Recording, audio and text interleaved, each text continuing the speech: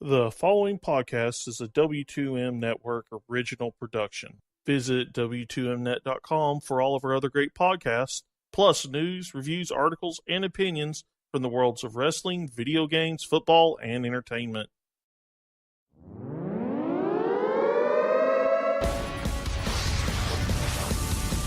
Wrestling to the Max. Smackdown. Review.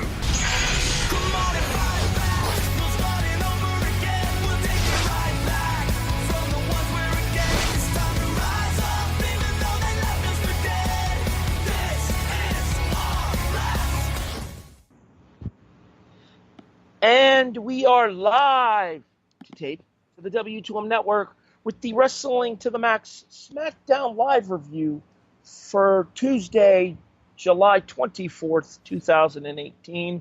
Good evening, afternoon, whenever you're listening to this, everybody. I am your host. My name is Harry Broadhurst. Joining me, as per usual, the Penguin to my Batman, Brandon Biskobing. Unfortunately, the co-hostess with the mostest, Miss Liz Puglisi, had a family emergency this week. Therefore, I jinxed us, and she's not able to join us. Was that a decent penguin? Yeah, it was okay. Don Callis at Slammiversary looked like the Penguin, though. Like, I don't know if you've watched Slammiversary yet. No, I have not yet. I recommend that you do so. Okay. I'm so far behind on my Impact that it would be confusing, but I guess that's as good a time as any to catch up. Okay, to be fair, when has anything in Impact ever made sense anyway? Good point. Actually, the new regime's not terrible. We're getting completely off topic Yeah, already. we are. Show just started. Hey, Brandon, guess what? What? Spotify. It's finally here! But Glacier still hasn't shown up. We'll let you know when he does. I'm seriously going to work on that. Like, if I go to that Remix Pro show that he's on, I'm totally going to see if I can't get him to cut, like, an intro for us or something. That would be great. I'm going to pull some strings and see what I can make happen there. The W2M Network has finally joined Spotify in addition to iTunes, iHeartRadio, Stitcher, Spreaker, Podbean, CastBox, YouTube. You pick a platform with which you listen to podcasts, you can probably find us there. You know what, Brandon? The Kickoff is actually on Spotify now as well. So you are officially a double Spotify artist. And you know what was funny? The first thing, the top episode, not after this one will be up, but when I looked at it yesterday, the top episode that was up there for W2M was our SmackDown episode from last week. Or actually, no, 205 Live from last week.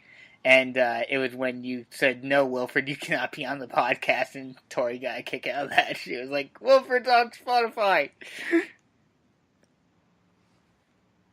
It's a dog-eat-dog world, Brandon. What can I say? Yep. All right. Now that the extracurriculars are out of the way, what do you say we get into tonight's SmackDown Live review? Let's do it. All right. Our opening segment that we see are Miz and Maurice arriving at the building. And they have their little girl with them, too. Aww. Okay, can we keep the babies off television, like, for real? Like, seriously. Well, supposedly. Now, and we'll talk about that in a little bit here. Hashtag stunt baby. But I have no interest in seeing Monroe Sky or Birdie Bella involved in this. Well, I guess technically it would be Birdie Danielson. Leave the kids off of the screen. They're too young. Mm-hmm. Not cool. Well, I mean, to be fair, though, I mean, the Hardys been doing it for years now. That's different. Maxwell's a natural-born entertainer. True. I'll give you that. And if you disagree, you'll be deleted! Our opening segment, scheduled for 10 minutes. Nope. Is Randy Orton coming out to discuss why he pulled Jeff Hardy disgustingly by the ear. Seriously, that was freaking gross. It was. It really was. It turned my stomach seeing the replay last night, let alone watching it live the week before. God. Randy comes out and talks about, why did you do what you did? Why do you think I did what I did? Because he feels disrespected. He's the Rodney Dangerfield of the WWE. Claiming that people don't respond to him the way that he does. They do everybody else, despite the fact that he has been the one constant in the WWE over the last 16 years when he's not throwing out his shoulder. Stating that he's the one setting the table for the WWE superstars to put food on the plates for their families. They don't cheer for him like they do for somebody like an idiot like Jeff Hardy, because he's not some indie darling with a stupid stolen hand gesture like AJ Styles, or somebody who changes the color of his merchandise every couple of months to get more of your money, which was a not so subtle shot at John Cena. He talks about the fact that he started off as the Legend Killer, but the true Legend Killers are the fans, because they turn people into something they're not. So he's going to go around and destroy everyone that the fans love, starting with Jeff Hardy, as he's going to write the final chapter of Jeff Hardy's career. You can call him whatever you want to. The Viper, the Legend Killer, but just make sure you remember the 3 letters that he's best known for, his initials, R-K-O. I actually thought this was a pretty good little promo to start off the show here, and a good way to make up for the fact that Jeff Hardy wasn't going to be on the show here was to have Orton come out and address the situation at hand while not giving too much away. Yeah, I mean, it was a good promo overall. The one thing that was a little confusing though was, and if he put it the way that you put it, it would have actually worked. But he basically said, you know, I've been here longer than anyone else, and, you know, he specifically talked about how, you know, he specifically talked against how Hardy, you know, hasn't been there for that as long, and how he's an indie darling and yada yada yada, which really isn't true, because Hardy's been there long. I mean, yes, he was gone for a long time, but overall, in his overall career, Hardy has been there longer than you, Oren. So I feel like we had this conversation in the group chat last night. And I'm going to tell you I'm going to tell everybody listening right now the same thing I told you in the group chat here. Hardy is technically an indie darling. I know. Because of the whole Woke and Hardys thing that was done in GFW Impact Wrestling there, yes. It revitalized and rejuvenated Jeff Hardy's career with the smart fan base, the indie fan base. Yes. No, I get that part, but, like, if you look at it outside of that, it's like, yeah, Jeff has been there since 99, so... Technically, Jeff's been there since 95, but... Well, yeah, but, yeah. All the same, that ends up taking us backstage as we continue on. We go backstage for a pre-recorded segment as we're getting ready for our first match here, where Zelina Vega, Andrade Almas, Rusev, and Lana all get into a big fracas. And eventually a singles match between Rusev and Almas is made for later on in the show. They show that clip before the opening contest. But before we get to that opening contest, we get a recap of last night's historic pay-per-view announcement. Woo! Yeah! Party! This is the only time I'm going to mention that goddamn pay-per-view. Can I just say, since I wasn't able to do it yesterday, if we were able to do a Raw review... hey, that's my show, pal. A Raw review last week, or this week, rather. My one-word review for it would have been historic. And please, I hope you hear the sarcasm in my voice. I took it a step further on the Raw reaction since you mentioned it. Oh, please. I want to hear this now. We did the review. It was just me and Andrew because Tony had a family emergency come up. So it was just Andrew Ballas and I on the Raw reaction. Every Monday night live at 11:30 p.m. on the Chairshot Radio Network. Shill! Anywho. And we talked about it in the opening segment, like we gave it some semblance of seriousness when we talked about it in the opening segment, because it is actually a big announcement that they're going to have an all-women's pay-per-view in the WWE. Yes. That being said, the way that they constantly drove that point home on Monday night by mentioning it in every single freaking segment, anytime somebody else mentioned it throughout the recap of the show that we did, I just played the first 10 seconds of Evolution's theme song. That's a good one.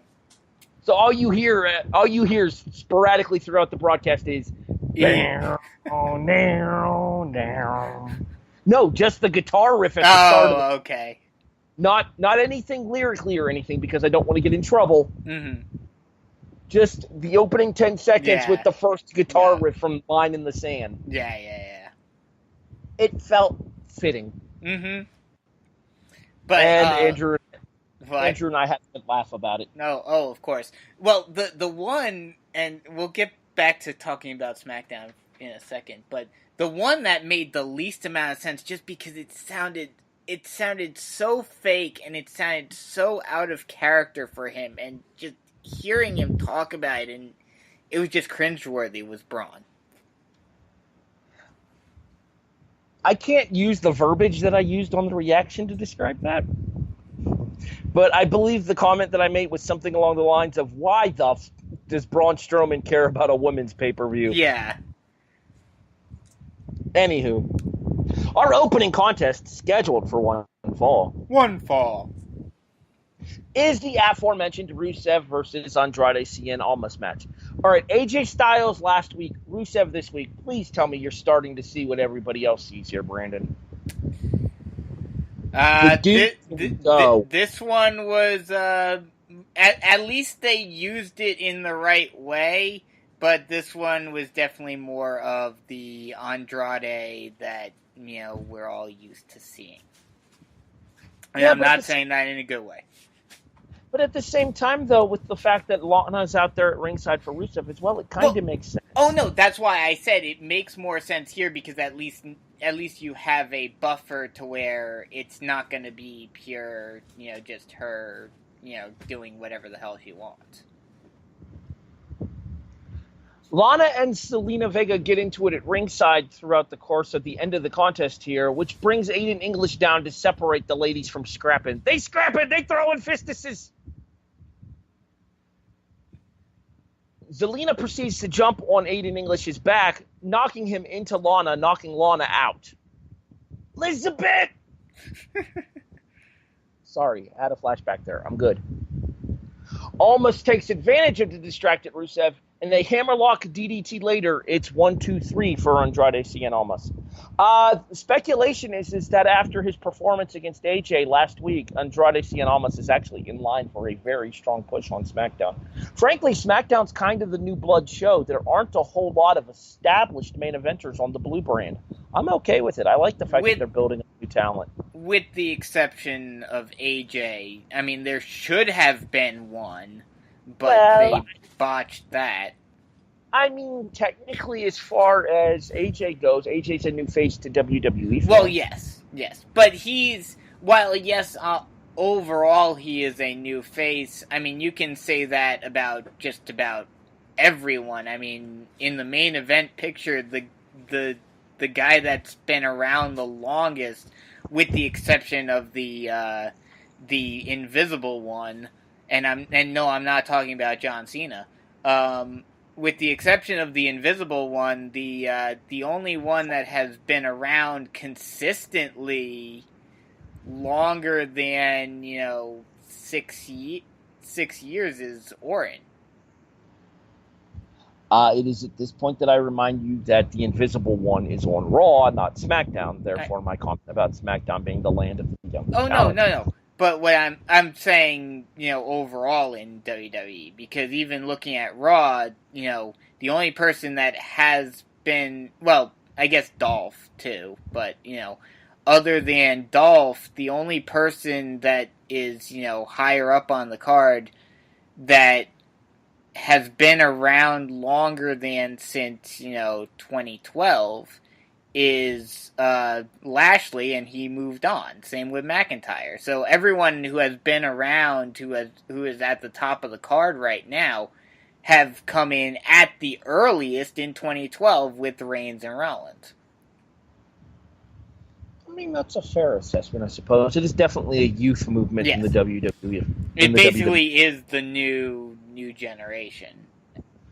Does that mean we're coming up on the new Attitude Era, or are we going to have to sit through 1995 again? Because I don't know if I can go through the second. I would hope that it would be the new Attitude Era, but I highly doubt it, unfortunately. R-Truth announces that he has a match with Samoa Joe coming up later in the show. R-Truth was 46 years old. Okay, Truth is one that, has been around for a while. But he's not near the main event picture, either. No, not at all. Everyone who's old is, lower down on the card. Like R-Truth and Goldust. Lana and Aiden English are bickering backstage when Rusev tells them to break it up. Rusev then talks about the fact that maybe he should just walk away from both of them professionally because Rusev Day doesn't need the infighting.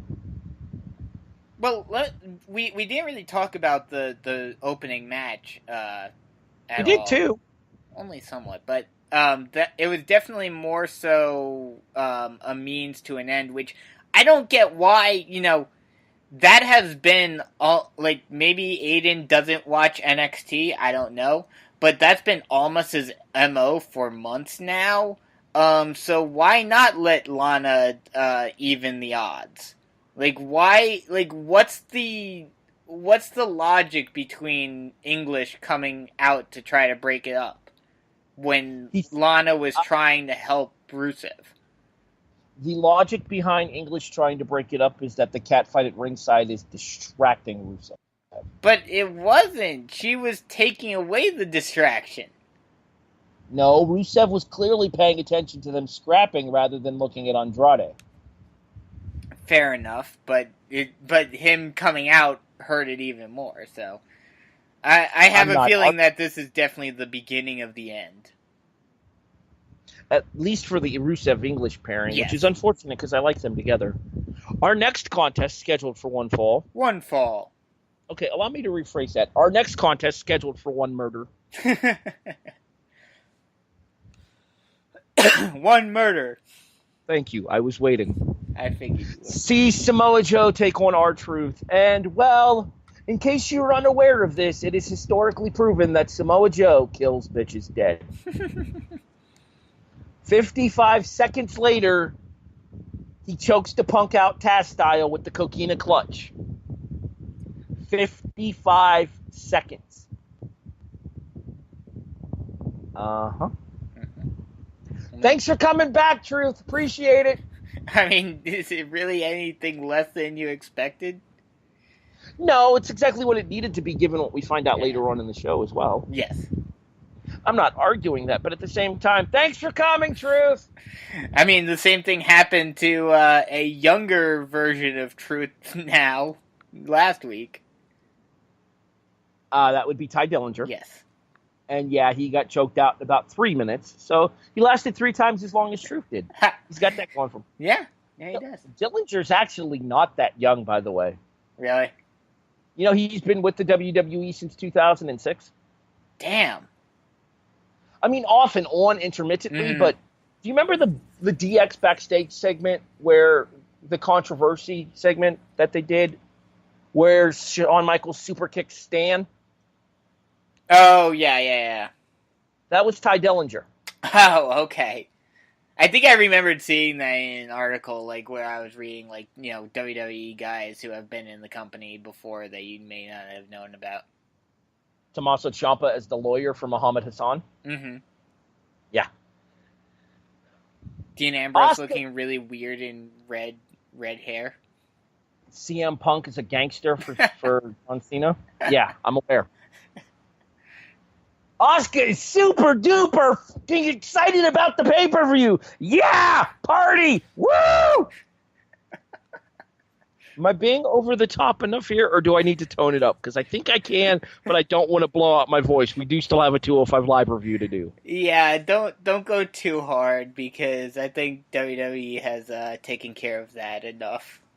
Hold on, I need some water. Give me a second. Okay.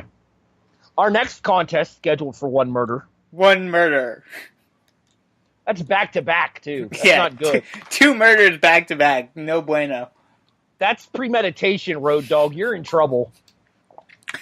Is Asuka taking on poor Billie Kay? I like me some Billie Kay. Asuka does not, and well, Asuka's opinion is the one that matters. Is it bad that I was honestly worried about this match? What do you mean? Just what I said. About Asuka losing to Billie Kay? Yes. Nah, this was definitely one of those rebound matches for Asuka. I had no You doubt would about hope, but with how the Iconics have been pushed and everything. The Iconics are basically the Bellas 2018. Mm-hmm. Which you heard it here first. Billy and Peyton against Nikki and Brie at the pay-per-view. Oh, God. No, you know what would be even worse? And this is actually, honestly, probably a better comparison. Iconics versus Laycool. Okay, if that means Layla comes back, I'm all for it. I miss Layla. Anywho. Continuing on. Nakamura sends a warning to Jeff Hardy as well. Miz and family take photos backstage. And then we get to the big promo segment for the evening. AJ Styles' SummerSlam opponent gets revealed. But first, James Ellsworth gets himself fired. Uh-huh. Yeah, sure. That'll last. So you brought him back just to bury Asuka. Barry is a relative concept that protects Asuka and the losses with his involvement. Not really when you make her look like a complete idiot. Oh, I'm not saying she didn't look like a dumbass. I'm just saying it protects her because of the outside interference. It's not like she suffered a clean pinfall loss to Carmella on either occasion. That Extreme Rules loss, I'm counting as clean because she was a complete and utter idiot. Well, you know, shark cages, they happen, man. Meanwhile, while Ellsworth is being kicked out of the building by Paige, ta-ta, sweetheart, Samoa Joe arrives to kill another bitch dead. This particular one is AJ Styles. Coquina clutch, choke out, done. Joe then signs the contract, and we have our title match for the SmackDown Heavyweight title at SummerSlam. I kind of wish they would have gone a different route on this because, you know, shortly after Paige finds him and is like, what are you doing? You know, yes, you were my choice, but, you know, that's not the way to handle it. I wish it would have been where she would have said, you weren't my choice, and, like, we got a triple threat out of it or something. Why ruin Joe versus Styles? Why overcomplicate? It just would have been funny. No, it wouldn't have, because it would be a really good match. True, but okay, fair enough. If this were a smaller pay-per-view, I would have done that. But I'll agree with you for SummerSlam. Let this match shit for SummerSlam here. This is if you'd have told 2008 Harry that AJ Styles and Samoa Joe were going to wrestle for a WWE Heavyweight Championship on a pay-per-view, I'd have called you a goddamn liar. Mm-hmm. So let this match be. Let us have our moment. Let's just hope that this is a better feud than the previous AJ Styles quote-unquote dream match.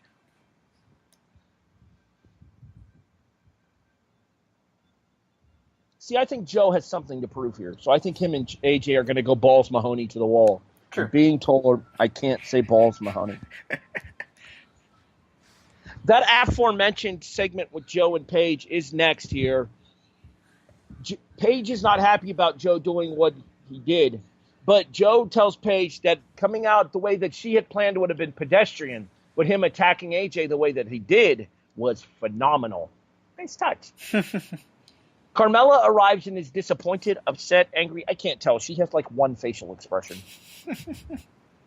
Paige tells her that she's got the money to do so. Go and buy a new boyfriend. That feels like prostitution. Not cool, Paige. Carmella says that she's instead going to go beat Becky right now and keep Becky as a pretender to the throne of the Princess of Staten Island. Our next contest is scheduled for one fall. One fall.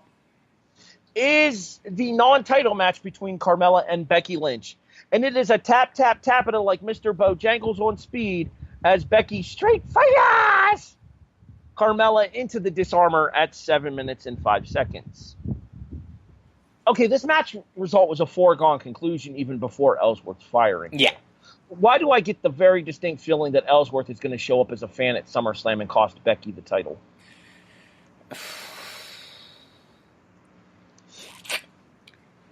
Yeah, you're probably right. I don't think that it's over for Ellsworth.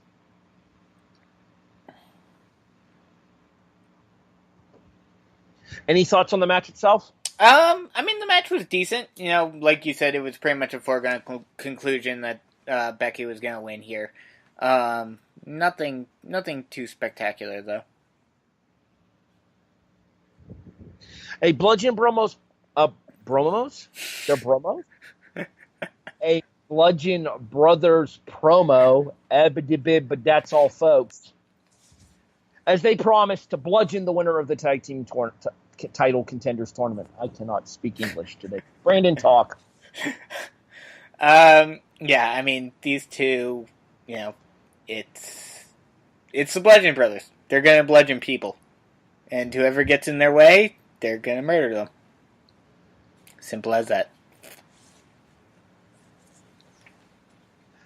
The first of the Tag Team Title Contenders series is next as the New Day team of Big E and Xavier Woods takes on the Sanity team of Eric Young and Killian Dane. No, it was Alexander Wolf and Killian Dane. My mistake. The New Day pick up the win with Midnight Hour at 7.5 minutes. But, man, there was outside interference galore in this contest here. Mm-hmm. Well, I feel like they're setting up for yet another New Day and Sanity match, and whoever wins the other tag team qualifiers match is going to be the team that gets the opportunity to face the Bludgeons at SummerSlam. Probably.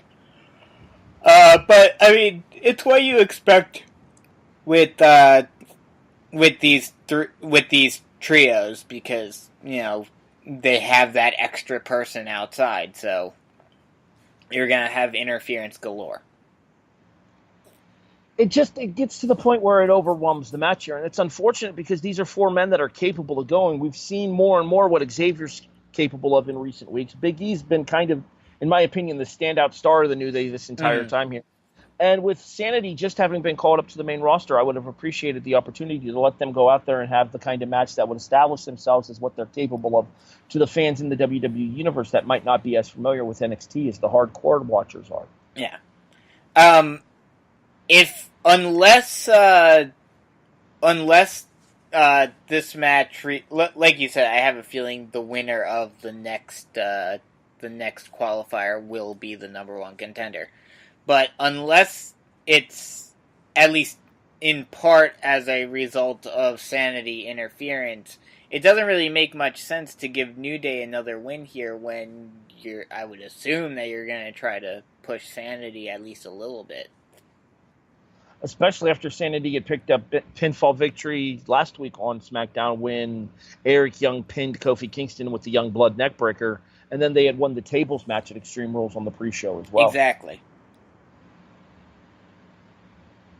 This is an opportunity for the establishment of a stable at the top of the card here, and rather than taking that opportunity with two legitimate threats in the division and a guy who's been proving himself as more than competent in the two legitimate threats in Eric Young and Killian Dane, and the guy that's been proving himself as more than competent lately in Alexander Wolf, you're instead using them to further a different sub-angle with which that Sanity might not be able to recover from. Mm-hmm. Exactly.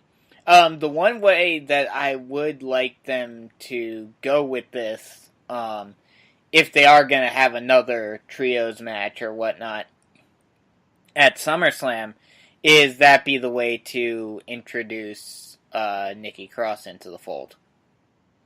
Kind of like how I predicted at the Extreme Rules pre-show with her getting involved in the finish. Exactly.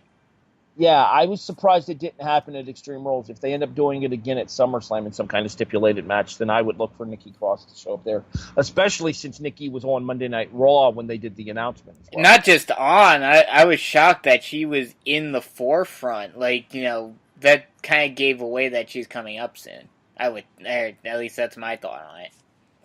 I would certainly think so as well. Post-match, the Bar comes back to SmackDown. Well, good. It's been long enough. And they talk about the fact that they miss being the tag team champions. But I'm the tag team champion. Oh, wait, that was last pay-per-view. Never mind. They plan to win the tournament and win the titles. Okay, I'm just going to go ahead and stay this. Cesaro, Sheamus, Harper, and Rowan beating the out of each other for 15 minutes on pay-per-view. Sign me up. Sign me up. Anything? I'd personally probably prefer the Usos, but I'd be okay with that match. Paige hires Sin Cara to babysit Monroe Sky. Of course she does. But Miz and Maurice are of the opinion that you can't find good help anymore, so they'll just bring Monroe out to the ring with them. It's a celebration of Miz and Mrs. And the celebration is proceeded to be ruined by Daniel Bryan, who plays a clip package of mistakes and career lows for Miz instead of highlight package for Miz and Mrs., which debuts after SmackDown, if you didn't know, because they haven't been driving home that point the entire night as well. I do need to watch that, though, because that actually does look pretty funny.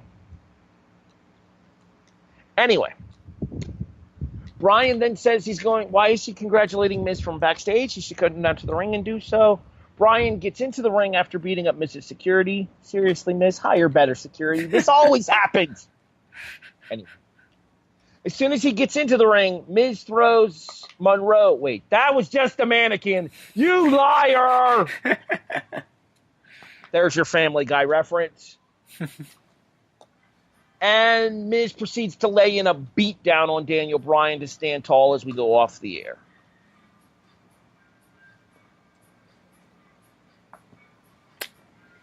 Yeah, I mean, it's kind of funny, both Raw and SmackDown, and we've talked about this before where SmackDown likes to copy Raw.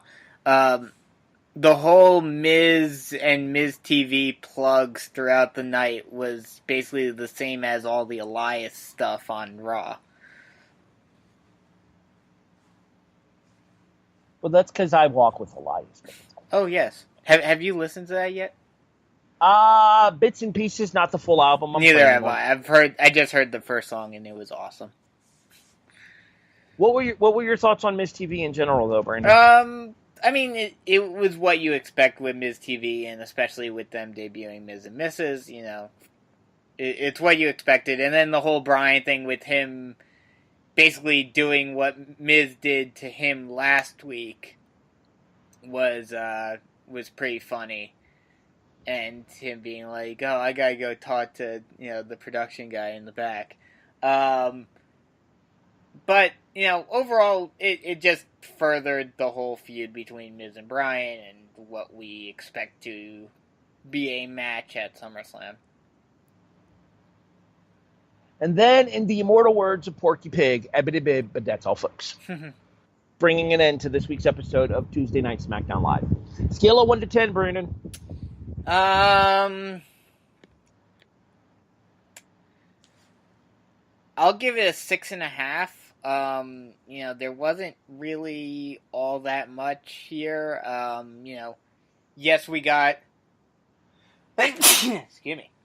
We got the continuation of the whole Rusev Day thing with them having some infighting. You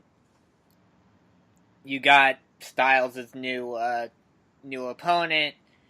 You got Becky becoming #1 contender. But outside of that, nothing really crazy, nothing to write home about on this show. See, I'm actually a little bit higher than you are here. I'm giving it a 7.5. I actually really enjoyed this one. You got a reestablishment for Asuka to help get her back on track. You have the continuation of what we're going to be seeing from Andrade Almas. Samoa Joe and AJ Styles should be fantastic. If they deliver, Cesaro and Sheamus versus the Bludgeon Brothers should be fantastic. Orton, Shinsuke, Randy, and Jeff Hardy.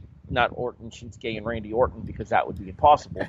But Orton, Shinsuke, and Jeff Hardy for the U.S. title should be very good. The SmackDown side of the SummerSlam card is looking really entertaining and not at all rehashed, much the way Monday Night Raw's side is looking. Mm-hmm. I'll give you that. That being said, though, I would say that the SummerSlam card is starting to come together quite nicely here. Oh, yes. I'm not going to be that guy that says he doesn't care about Roman and Brock because everybody else is, and I'd just be piling on at this point. But with the possibility of a Braun Strowman cash-in looming over that match, there's something to be entertained by that. Well, although we may not be getting that. Well, I'll get to that in a second. Kevin Owens cut arguably his best promo of the year on Monday Night Raw last night. On Monday night, excuse me. We're doing this on Wednesday for sake of timeline. But Owens cut maybe his best promo of the year, talking about what happened with his son when his son saw him get thrown off at the top of the cage. And as somebody that follows along with the adventures of Kevin, Owen, and Karina, that hits home.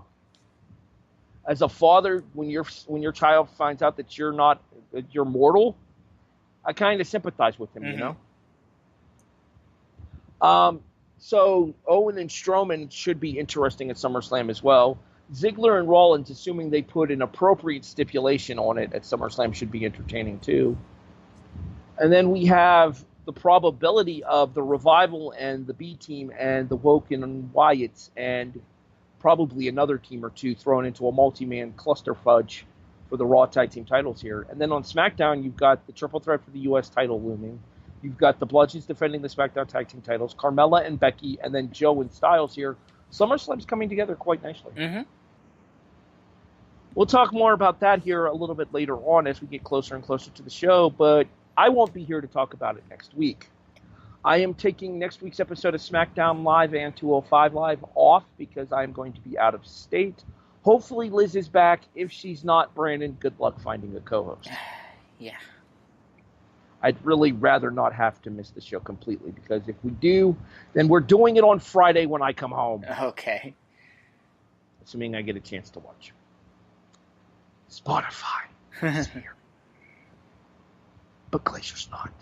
We're sorry. Spotify, Stitcher, iTunes, iHeartRadio, Spreaker, CastBox, Podbean. You name it, you can find the W2M Network family of podcasts on it. In addition, you can find us online at W2Mnet.com. Before we get out of here, because I completely forgot, Brandon, one word review for tonight's SmackDown Live.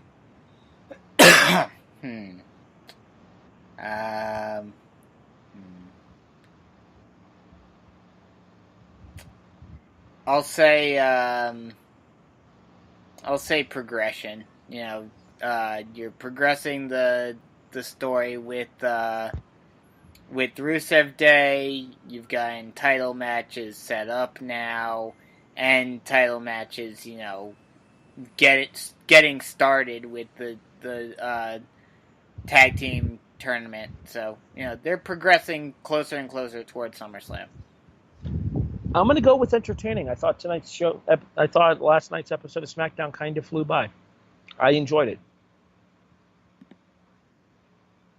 He's Brandon Biskobing. I'm Harry Broadhurst. This has been the Wrestling to the Max SmackDown Live review for Tuesday, July 24th, 2018. Thanks for listening, everybody. We'll catch you on 205 Live here in a few moments.